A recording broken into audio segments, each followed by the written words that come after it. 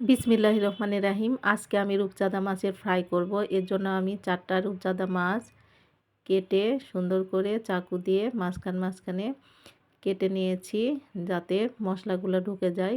এরপর আমি আদা বাটা, রসুন বাটা, মরিচের গুঁড়া, জিরা গুঁড়া, ধনিয়া গুঁড়া, হলুদের গুঁড়া, প্রয়োজন মতো লবণ 1 চামচ করে দিয়ে নিব।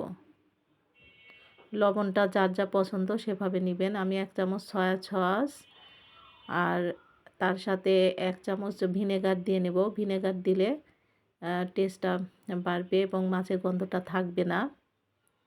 এরপর আমি আলতো হাতে সবগুলা মশলাগুলা মেখে নিব। মাখাতে থাকবো সুন্দরভাবে, যাতে গায়ে গায়ে লেগে যায়। আস্তে আস্তে মাখাতে থাকবো। এরপর একটা ঢাকনা দিয়ে আমি 2 ঘন্টার জন্য রেস্টে রাখবো। আপনারা চাইলে ফ্রিজেও রাখতে পারেন, তবে আমি ফ্রিজে রাখবো না, আমি বাইরে রাখবো।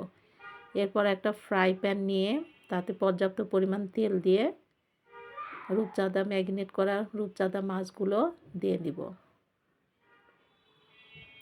হালকা মিডিয়াম তাপে ভাজতে থাকবো। জোরে যদি তাপ দেওয়া হয় তাহলে মাছটা পুড়ে যাওয়ার সম্ভাবনা থাকে।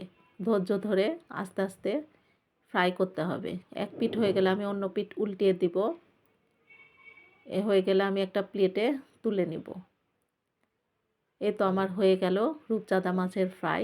মজাদার, ছোট বড় সবাই মজা করে খেতে পারবে, কারণ ফ্রাইটা সবারই পছন্দ।